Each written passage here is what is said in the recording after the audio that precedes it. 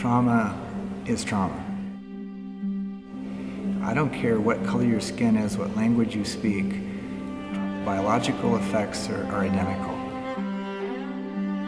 No matter what our cultural context, the effects of abuse and trauma on children and adults, men and women, are the same.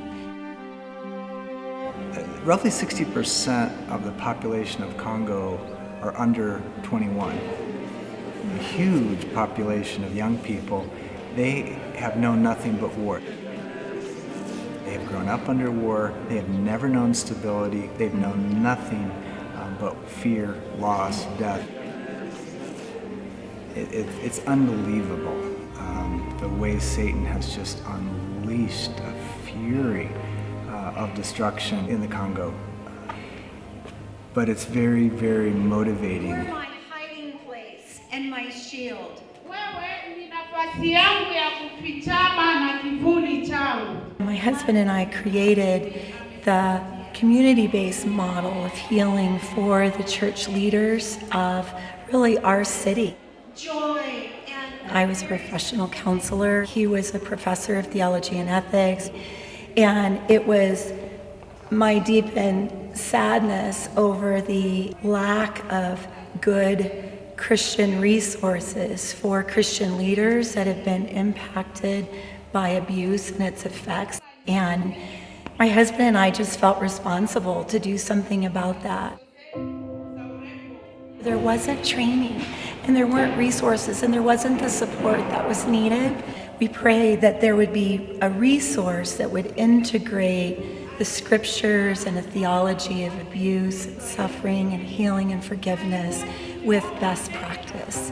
That was really our heart and original vision for Mending the Soul in 2003. But at that time, it was a model that was written for Christian leaders in a North American context, and we just didn't know if it would be transferable.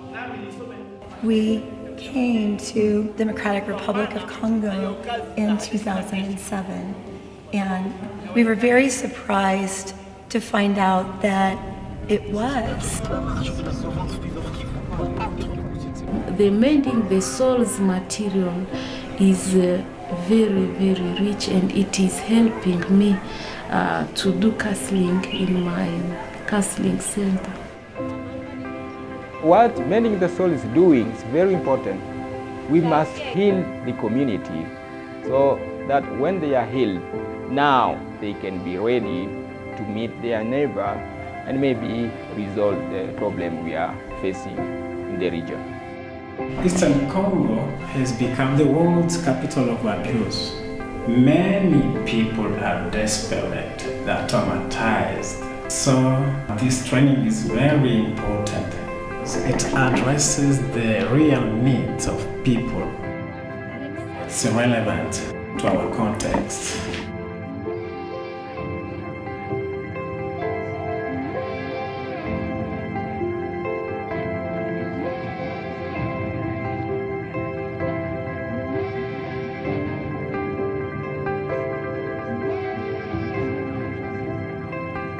Because abuse shatters connections and relationships, abuse happens in relationship, healing can only happen in relationship. We prayed that God would give us a model for the churches to be able to offer care for survivors, and that we would train leaders to facilitate healing groups for people within their own churches and communities.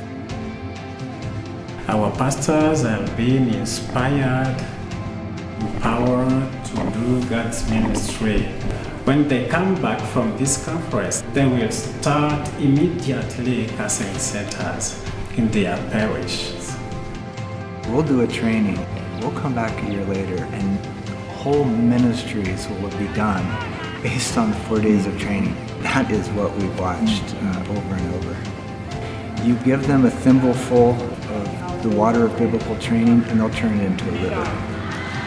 If the same thing we are doing in America is also implemented in Congo, I think we will change something. Like Malachi says, to those who fear his name, the Son of Righteousness will come with healing in his wings. And that's what we experience. Only the Church of Christ can offer that. And we're watching it change lives.